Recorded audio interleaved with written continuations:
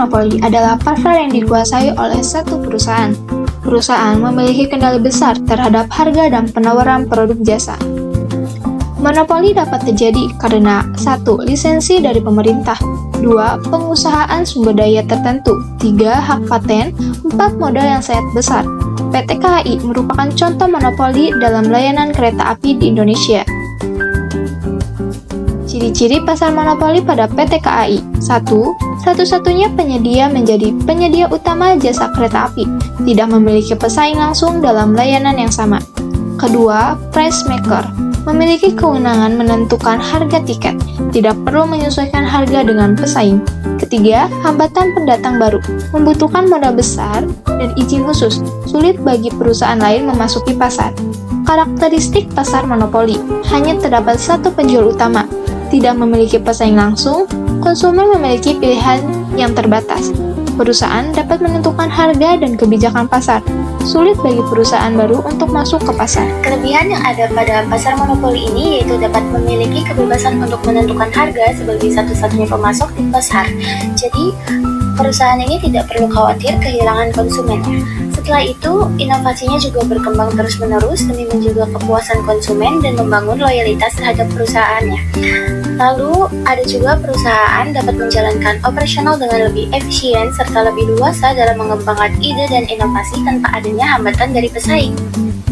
Kekurangan pada pasar monopoli ini, yang pertama itu merugikan konsumen, yang dimana konsumennya ini tidak memiliki alternatif produk atau jasa lain selain yang ditawarkan perusahaan monopoli. Konsumennya ini menjadi enggan membeli karena harga yang ditetapkan seringkali melonjak tidak wajar. Terus juga perusahaannya seringkali memberikan layanan yang kurang optimal karena tidak takut untuk kehilangan konsumennya. Yang kedua, monopoli ini dapat memicu munculnya pasar gelap yang menjual produk serupa secara ilegal dengan harga lebih terjangkau. Kondisi ini tuh membuat konsumen memilih membeli kebutuhan mereka di pasar gelap. Lalu yang ketiga, monopoli ini juga memerlukan biaya yang besar. Jadi perusahaan yang ingin menjalankan monopoli wajib memiliki modal yang sangat besar agar mampu mengikuti perkembangan teknologi dan mempertahankan posisinya di pasar. Struktur promosi tiket pada PT KAI ini selalu melakukan pembaruan demi mempertahankan kelangsungan usahanya, seperti penentuan tarif berdasarkan hari dan waktu perjalanan, sistem zonasi berdasarkan stasiun keberangkatan, lalu ada penjualan tiket secara online melalui aplikasi dan platform digital. Setelah itu ada layanan pengiriman tiket kepada pelanggan. PT KAI ini juga menerapkan struktur komunikasi untuk tetap bertahan dalam kompetisi monopoli. Yang pertama itu ada komunikasi pemasaran eksternal. Jadi ini tuh adalah cara menyampaikan informasi tentang pemasaran perusahaan kepada masyarakat luas secara tradisional, seperti promosi penjualan, hubungan masyarakat, dan pemasaran secara umum. Lalu yang kedua itu ada komunikasi pemasaran internal. Ini tuh dimana upaya meningkatkan kemampuan penyedia jasa melalui program pelatihan, rekrutmen, pemberian motivasi, bonus, serta penyediaan alat dan teknologi. Metode ini juga terbukti efektif ya karena lebih mampu meningkatkan hasil pemasaran. Lalu yang terakhir ini ada komunikasi dua arah. Jadi ini tuh proses komunikasi yang melibatkan penyampaian pesan dan iklan oleh karyawan kepada para pelanggan langsung. PT KAI merupakan penyedia utama jasa transportasi kereta api di berbagai rute di Indonesia, sehingga memiliki karakteristik untuk pasar monopoli.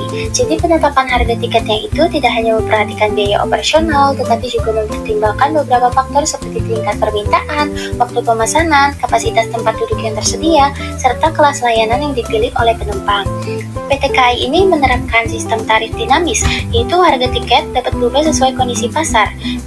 Terus ketika permintaan tinggi, seperti saat libur nasional atau musim mudik, harga tiketnya ini cenderung mengalami kenaikan. Ataupun sebaliknya, ketika permintaan rendah, harga dapat diturunkan untuk menarik lebih banyak penumpang.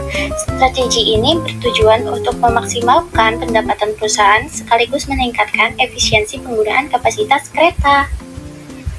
Jadi, kesimpulan pada pembahasan kali ini, kita dapat mengetahui bahwa pasar monopoli adalah pasar yang dikuasai oleh satu perusahaan, sehingga memiliki kendali besar dalam menentukan harga dan layanannya.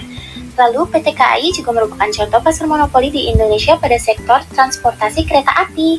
Sistem monopoli memiliki kelebihan berupa efisiensi operasional dan kemudahan inovasi, namun juga memiliki kekurangan seperti terbatasnya pilihan bagi konsumen.